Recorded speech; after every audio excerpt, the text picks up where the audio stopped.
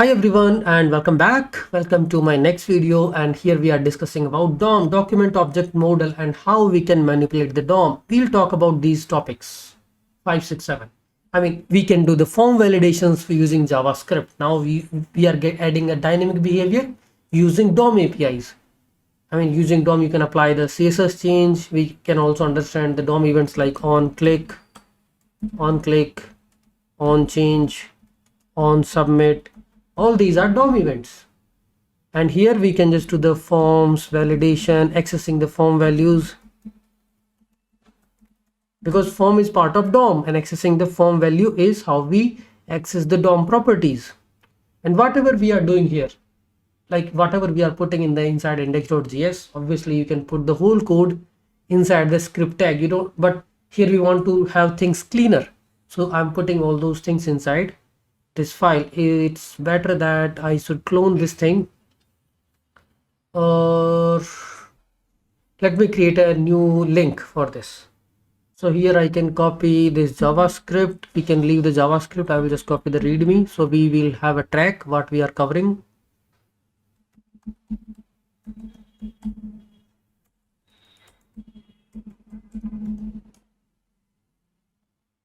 Okay, and I will just copy index.html. That's fine.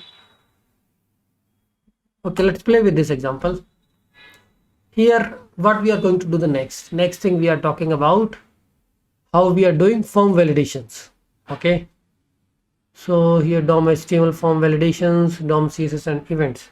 So let's say if I'm building a simple form, my form looks like a very simple tiny form which is in the index.html. I will remove everything from here. This is my simple form. Okay, we can have another input text field, input type first name. So we can add a placeholder that is name, and this is input type submit. Maybe we can have two things, name and input type password, placeholder password, and this key name will be password. Okay, first name, last name, password we can have. It's better to have three fields. Let's have a proper placeholder, last name, and this is L name. So we have first name, last name and the password, and then there is a submit button. So you can see input type is submit. So when you click on to this button, this form will be submitted. Submit we can have after line break. Okay, first name, last name and submit. I'm not very worried about beautifying this form, but how we can validate the form, right? There is a form method which gets triggered when you submit the form, that is on submit. Okay, I will just try to increase the font size also. It's already maximum. On submit is this is the DOM event. When you submit the form, when you click onto the button, when you enter in the text field, everything is associated with some kind of a DOM event. So on submit is a DOM event, and when you submit the form first, this will execute validate form, and I will write validate form in JavaScript. So how to write a JavaScript function? Function name, function and function name, validate form. And here, how can I say this form is valid? When I will check, okay, there is a name is entered, first name is entered, last name is entered, and the password is entered. If all the values have been entered, then only I will say, okay, this form is valid. So how can we do this? We can access this each and every property of the form. So I can say const form equal to document dot forms. So forms will give you an array, all the forms which you see in the whole page. Currently we have only one form, right? And you need to pass the form name, which is my form, and then you can also, so this is, you got the form. Let's see what all things we can do on this. My form is actually type any. So we got the form. Here we can access each and every property, like let's say first name. dot value. Similarly, here we will say f name, first name, last name.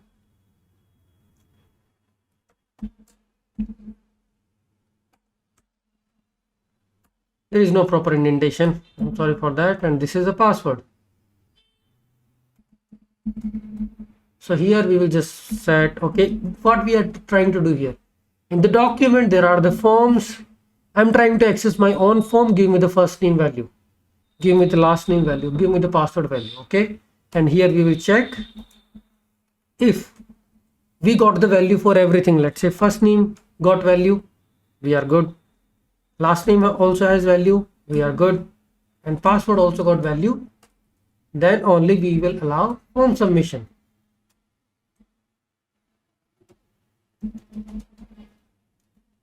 So we can say allow submit. It's like if else block we do in every programming language, right? Nothing new I'm writing. Not allowed. So let's try to submit this form.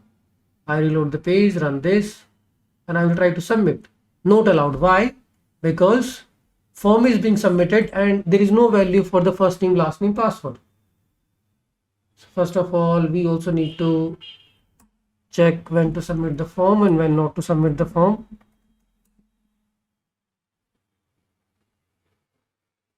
So let's close this, run this again.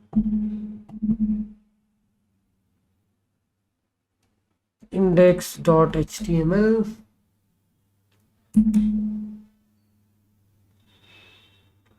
This is the flaw with this tool.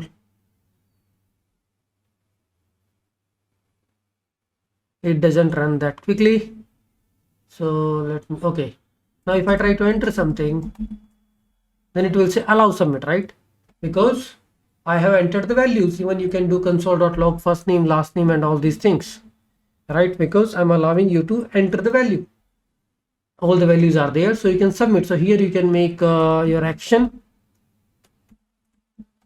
So what we really need to do, we need to return true and false, because here we need to return false. We do not allow you to submit the form, but here return true, because whatever this method is returning, based on that you can submit to this page. So I need to reload again, rerun the page, submit, right? Not allowed. But when now and you are returning false, so it is not going to the action to submit this page. But when you enter something, it's allowed, and you are navigating to this page, which is a PHP. Let's ignore that. Okay. So this is how we are validating the form properties. Okay. So there are many ways. I mean, there are lots of things we can do. Even when you have not entered the correct values, we can disable the submit button. All those things we can do by choosing the styles. Okay, because there is a button. If the values are not there, you can keep the form submit button disabled and enable the submit button only when you have entered the required values.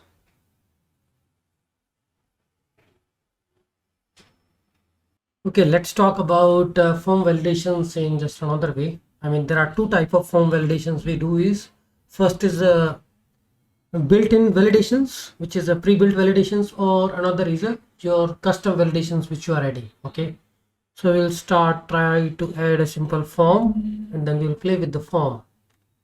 So let's say this is my form. Okay, this is just, you can choose either banana or cherry, and this is the input ID. And here, let's say what we are doing is, here we are trying to use the built-in validations, right? That means the HTML provides some kind of a validation. So what I'm saying is this is required. Okay.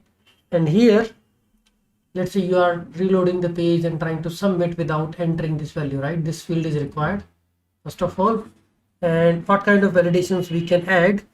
We can add on this input in the CSS, which is something like this: input invalid or input valid. So we can use index.css to play around with this. Input invalid then apply the CSS. These are the internal pseudo classes. I mean, in the CSS, when we talk about in depth, so input, this is what we were doing already, right? But in input, there is an invalid pseudo class has been added. So what happens is, let's say currently this is invalid, but when I try to enter something, now this is valid because initially there was no value entered. So it is showing this red border because I have added a class for it in this index.html. So these are pre-built validations which are added already. If I remove this required, reload the page, validations totally removed. So similarly, there is a max length, min length, and these are the pseudo classes will get added automatically if your HTML, because this is the pre-built validations provided by the HTML tags. So if you are saying required, then obviously this is required and it will use these classes. Currently, if you inspect this, this already has these pseudo classes associated with that. I can try to inspect and show you a little bit, and here you can see this is this class already added, right? This class is enabled when there is an invalid and it is showing this red. But when it becomes valid, you can see it is just applying the valid class on that. Okay, these are the pre-built validations. Okay, so here we can just make it required. We can just do lots of things like a min length, max length. Max length is 10, min length is, let's say, 5. So it will be invalid until unless you enter the 5 characters, right? That should be the behavior. You can see until unless I have not entered a 5 characters, this remains invalid. Now it is valid. So min length, max length, even you can have a pattern. So you can have a regex pattern, which is saying that you need to enter a particular pattern to make it valid, right? So I will just make a line change here, and this is my pattern, a simple example of regex. So what I'm saying is max length is 10. So these are all pre-built validations. Pattern is this, required is, and ID and all. So we need to satisfy all these four. First of all, required, that means we can enter something. Now it is not required. I mean, we have entered something. Then min length 5, let's enter 5. I will reload this, right? Min length 5. So we satisfy all the criteria except this placeholder, right? So now we should add a placeholder to show, okay, what should be the value, right? It should have a cherry, right? So if I enter banana or cherry, let's say, validation passed because I'm entering now the same value. See, it is satisfying the pattern. So these all 3 or 4 pre-built validations we have added, right? You can just do a min length, max length, pattern, required. All these are validations which has been added on this, and it is satisfying. If it is satisfying, that's fine. If it is not, then it will show the red border, which will give a clear indication to the user that your validation is not satisfied. I mean, here we cannot disable the submit. We can use some classes, right? But in the custom validations, we can do lots of things. We can just do attach events on the form. Okay, when the form submits, check the values are being passed following the regex pattern or not. So that is called custom form validation. So because here you are writing a custom logic to validate the form. Okay, so in the custom form validation, we will see in the next video.